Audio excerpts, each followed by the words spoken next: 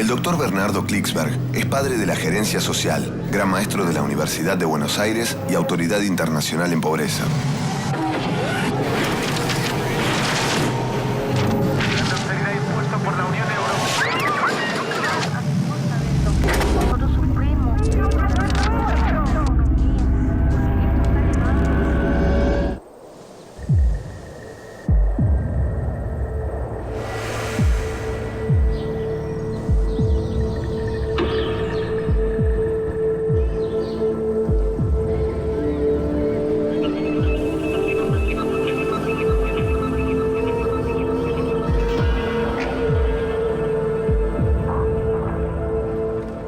¿Sabía usted que el año pasado murieron 300.000 personas en el mundo a consecuencia de lo que se llama el cambio climático?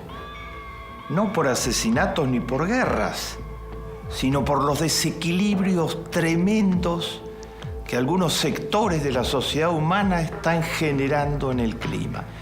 ¿Y sabía usted que hay cerca de 50 millones de personas que se han tenido que escapar de los lugares en donde vivían? Nuevamente no por guerras o por persecuciones, sino porque en esos lugares no se puede vivir más. Normalmente a la orilla de ríos y de mares, normalmente en zonas que el cambio climático ha afectado muy duramente, se los llama los exilados climáticos, un nuevo tipo de exilados que el género humano no había conocido en su historia. Se les desequilibró totalmente las condiciones de vida, los hábitats naturales, y no pueden sobrevivir donde vivían. Y no hay ninguna figura jurídica en el derecho internacional para un refugiado de este tipo. Hay figuras jurídicas para los que se escapan por razones políticas, por persecuciones étnicas, pero para refugiados climáticos es nuevo totalmente en el género humano, porque son nuevos estos desequilibrios tremendos.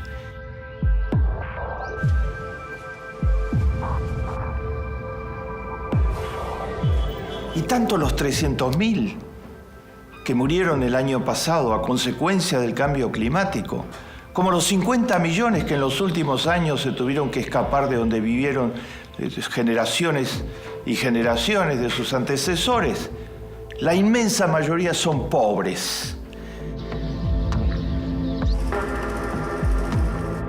Vamos a ocuparnos del cambio climático, de este que es uno de los mayores desafíos que enfrenta la humanidad en el siglo XXI.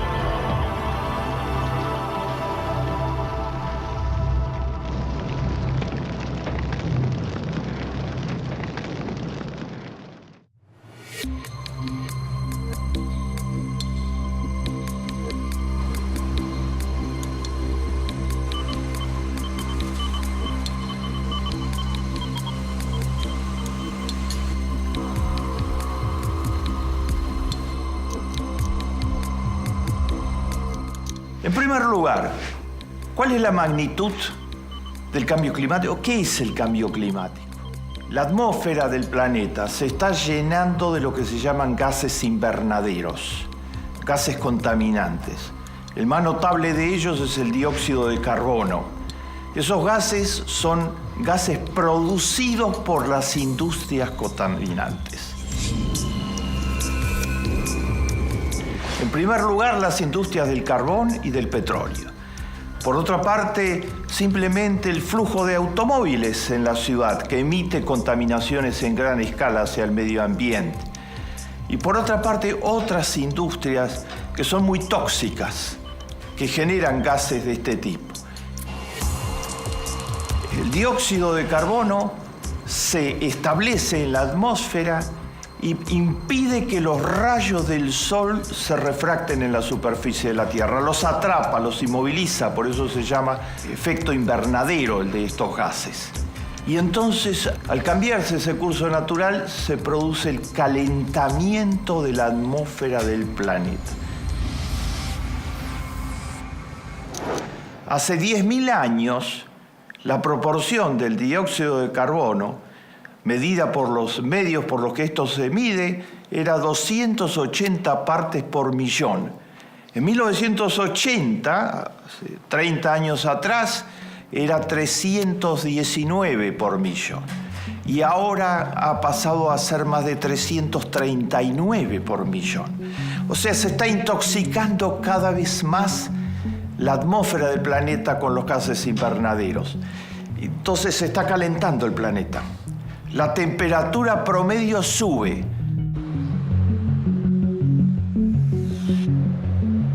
Cuando usted se queja de que hace mucho calor o de que hace mucho frío y que nunca fue así y que por qué en Buenos Aires hay lluvias tropicales,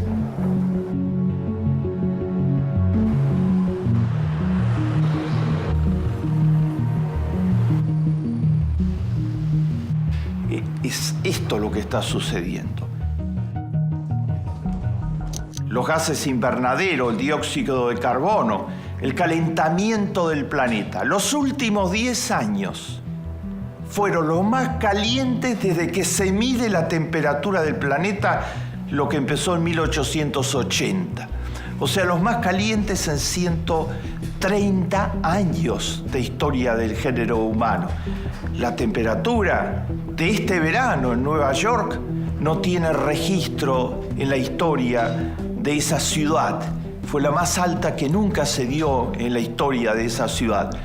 Al mismo tiempo que en Moscú, tierra de fríos, y al mismo tiempo que se produce frío en otros lugares en donde normalmente la temperatura era muy cálida.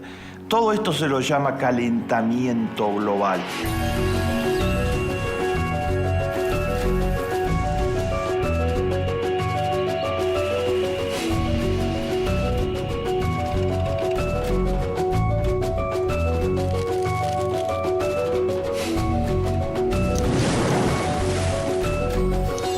¿Qué pasa cuando la superficie de la Tierra se calienta y sube como está subiendo todos los años actualmente por efecto de los gases invernaderos? Desastres de toda índole. Los impactos son desgraciadamente fenomenales. Se están violando las leyes de la naturaleza.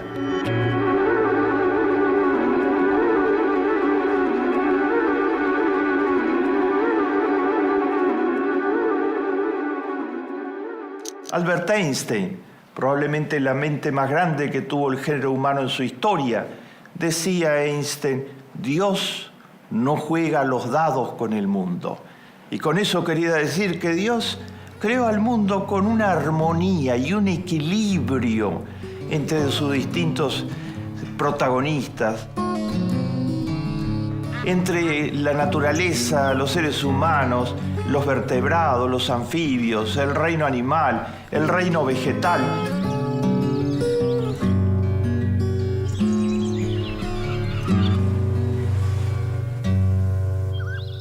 Y todo eso está siendo desbaratado por los intereses contaminantes del planeta que están destruyendo los equilibrios. ¿Y qué pasa? Algunos de los impactos del cambio climático. Por una parte, el cambio climático produce inundaciones, huracanes, tormentas en gran escala, de tipo récord. ¿Por qué? Porque, entre otros aspectos, al calentarse el planeta, se derriten los grandes hielos que mantenían la temperatura del planeta. Se está derritiendo el Ártico, el océano Ártico. Se está derritiendo Groenlandia. Se está derritiendo los glaciares como el Perito Moreno. Se están derritiendo las grandes extensiones heladas del planeta, y esas aguas se vuelcan sobre los mares y sobre los ríos finalmente y se producen desbordes, inundaciones en escala inédita. Además se rompen todos los equilibrios ecológicos diseñados por la mano divina y eso genera los huracanes, los ciclones, los terremotos en una proporción que no se conocía en la historia del género humano. Eso arrastra desde ya a las poblaciones que viven cerca, arrastra las economías de poblaciones pobres en todo el planeta, pero además trae epidemias en gran escala. Las inundaciones, los huracanes han hecho recrudecer epidemias que se consideran superadas en la historia del género humano. Está aumentando el dengue, está aumentando la malaria, están aumentando los mosquitos transmisores de epidemia. Pero al mismo tiempo que hay inundaciones, hay lo contrario. El calor intenso produce la desertificación de zonas áridas del planeta. Zonas del planeta que no realmente tenían problemas climáticos serios por su aridez natural, ahora esos problemas se han agudizado mucho más. Porque los calores las han convertido en todavía mucho más áridas y han producido que zonas que tenían posibilidad de producir cultivos de manera natural en forma significativa se hayan convertido en zonas áridas. Eso se lo llama la desertificación del planeta, conversión en desierto, y está afectando, según los cálculos, a 700 millones de personas. Ese es el pronóstico, que están en las zonas en donde se está produciendo este fenómeno.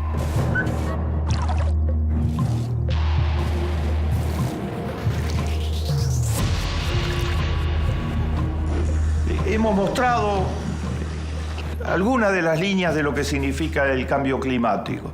Hemos mostrado algunos de sus impactos, déjenme agregarles uno más. 1 de cada 5 especies vertebradas está desapareciendo en el planeta. Estamos destruyendo la biodiversidad del planeta, asesinando especies completas. Y toda especie en el planeta es imprescindible para mantener equilibrios ecológicos y equilibrios biológicos, además de ser éticamente inadmisible que estemos asesinando especies enteras.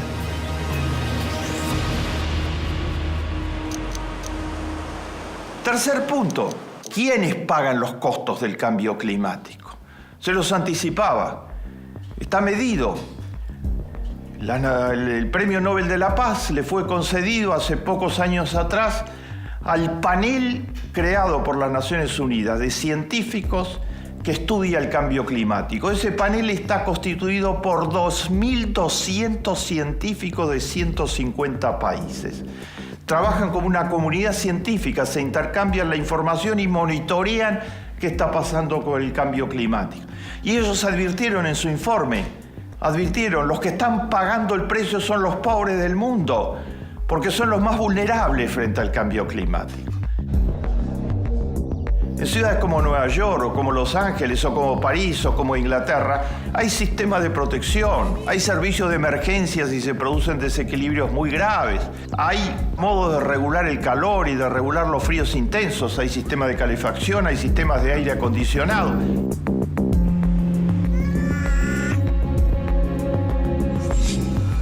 Los pobres no tienen nada de eso.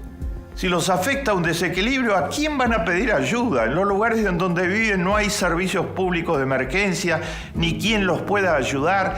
No tienen aire acondicionado, ni tienen calefacción. Si se les desequilibran las condiciones naturales, quedan expuestos a todos los desequilibrios. Y muchos de ellos son pequeños, son pescadores que el cambio climático está cambiando todas las posibilidades, está destruyendo especies anfibias y la pesca. Vean ustedes, por ejemplo, el mayor derrame de petróleo se dio hace 2 años atrás, lo hizo la British Petroleum en el Golfo de México, por ahorrarse unos centavos. Según mostraron los jueces, esta empresa, una de las más poderosas del planeta, produjo la mayor descarga contaminante que se haya producido en muchísimos años. Inundó totalmente de petróleo el Golfo de México. Destruyó la pesca de la que se alimentaban, de la que vivían miles de pescadores. Mató una cantidad de obreros que trabajaban allá. Produjo un desastre ecológico total. por ahorrarse unos centavos, por maximizar los costos, sus ingresos, no tomó en cuenta medidas de precaución de carácter elementales. ¿Quiénes pagan los desequilibrios climáticos? Los pobres. Está calculado que en los países ricos, 1 de cada 1.500 personas, escuchen bien, 1 de cada 1.500 personas en el mundo rico ha sido afectado por el cambio climático. En los países pobres, 1 de cada 19 personas ha sido afectado por el cambio climático. O sea, 79 veces más. Los pobres, además de ser pobres, son vulnerables. En esa proporción, 79-1 de vulnerabilidad. Entonces, cuando se dice estamos todos en un mismo barco y el cambio climático nos afecta a todos y tenemos que preservar el barco, más o menos. Nos afecta a todos. El cambio climático va a afectar también a los muy ricos finalmente. Pero estamos algunos en camarotes de lujo y otros en las bodegas del barco. Y lo que se está negando en este momento son las bodegas del barco, que son absolutamente vulnerables. Un ejemplo dramático de lo que les estoy diciendo. Ojalá no tuviera que decirles ese ejemplo. Estalló en Japón una catástrofe natural gigantesca, tremenda. Se combinaron un terremoto de alta intensidad, un maremoto, y eso anegó las plantas nucleares y estallaron varias de las plantas nucleares de Japón. En total murieron 10.000 personas, porque Japón es un país muy bien organizado. Es una sociedad que ha dado prioridad a los servicios públicos y a la actividad protectora del Estado. Las desigualdades no son gigantescas. Entonces todo eso funcionó y permitió enfrentar esto, que fue un desastre, pero limitando los daños humanos. Estalló en Haití, poco antes, un terremoto muy fuerte, pero de menor intensidad que el de Japón, de menor registro sísmico que el de Japón. Y no hubo maremotos, ni había plantas nucleares, ni nada. El número de muertos multiplicó el de Japón infinitas veces en Haití, porque gran parte de Haití hay un 80% de pobres. Entonces, gran parte de las viviendas donde vivían los pobres se cayeron, no tenían ningún tipo de construcción antisísmica. Sobrevivieron la vivienda de los ricos de Haití, que esas tenían sistemas antisísmicos y estaban edificadas en lugares que en caso de que pasara algo tenían otras posibilidades de resistencia. Los pobres pagaron totalmente el terremoto de Haití con sus vidas. Se convirtió en un gigantesco campo crematorio Haití. Y hasta el día de hoy hay millones de desplazados y de refugiados como producto de la catástrofe natural. Eso es apartheid climático. Eso es la desigualdad que significa la distinta vulnerabilidad de pobres y ricos frente al cambio climático. Les he mostrado qué es el cambio climático. Les he mostrado los impactos que tiene. Les he mostrado cómo es totalmente desigual para pobres y para ricos.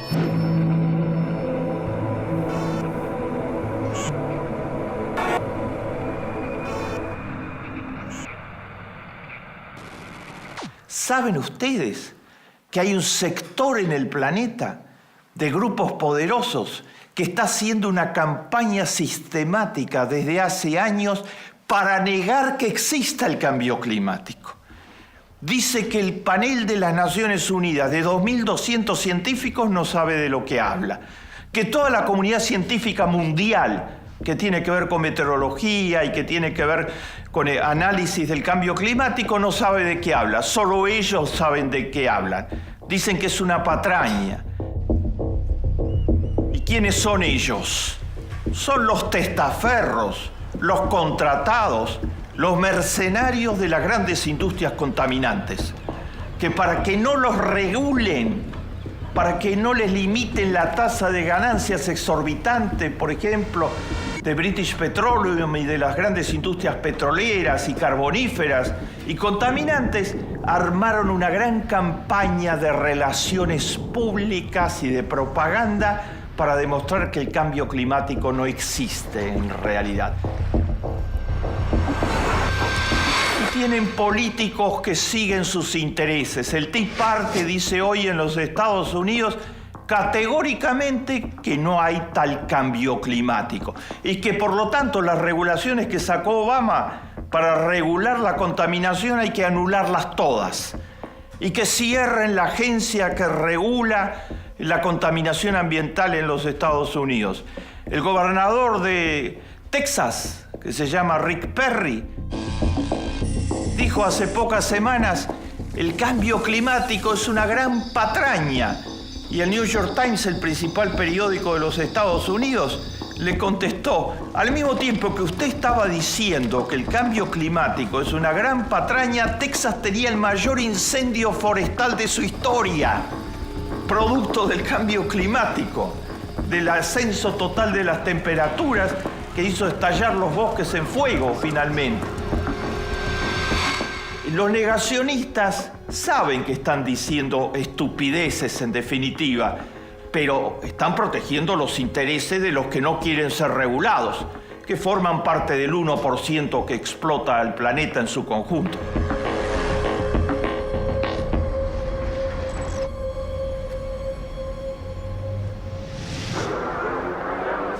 El secretario general de las Naciones Unidas, Ban Ki-moon, tiene una frase para los negacionistas, en donde resume lo que el mundo piensa sobre los negacionistas. Ban Ki-moon les dice en todos los lugares públicos, repite esta frase, dice: con la naturaleza no se negocia. Los negacionistas están tratando de que no haya regulaciones, que se bajen, que haya menos regulaciones, que el calentamiento global, esperar 20 años más, esperar 30 años más. Y Ban Ki-moon dice, en nombre de todo el género humano, con la naturaleza no se negocia. Esto no es una operación política o económica de negociar tanto y tanto. Si destruimos la naturaleza, no hay vuelta posible. Los pronósticos en este momento es que si en los próximos 20 años no se hacen cosas muy de fondo para bajar el dióxido de carbono, el calentamiento global, se va a llegar a un momento de irreversibilidad, se llama, que no se va a poder volver atrás, porque la destrucción y el desequilibrio ya van a impedir que se pueda volver atrás.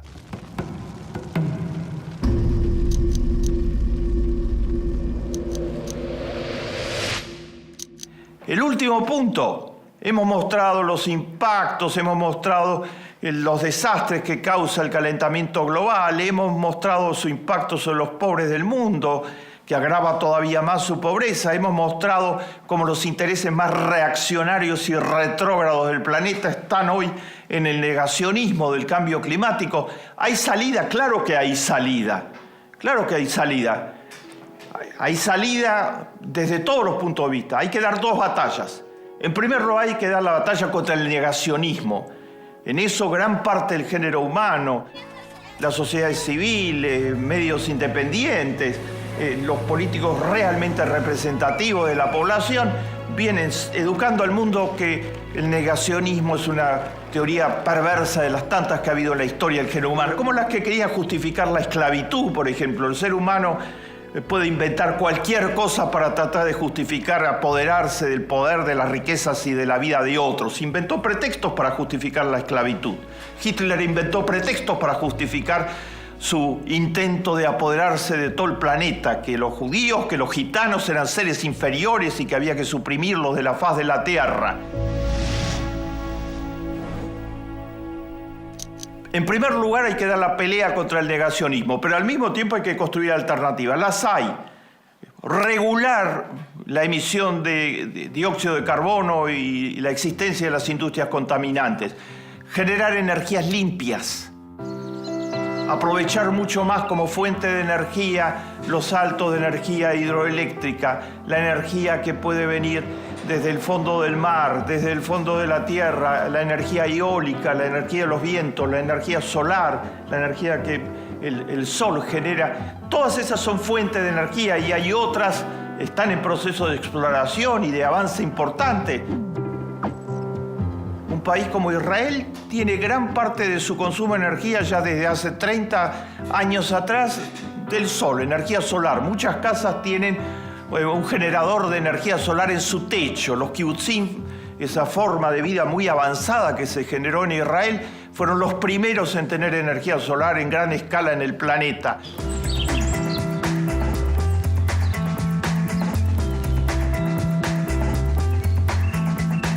En las Islas Canarias, en España, toda la energía es una zona de altos vientos, es eólica. Aprovechan toda la energía de los vientos y toda la energía es de esa base que es una energía absolutamente limpia.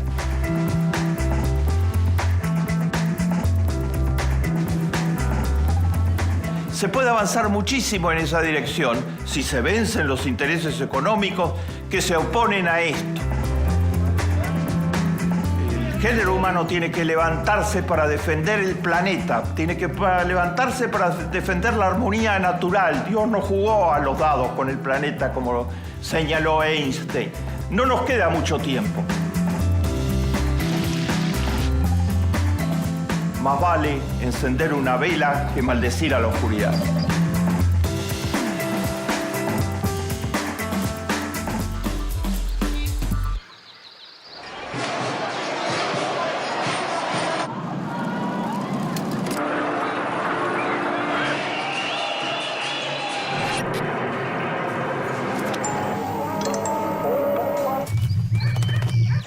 Millones de personas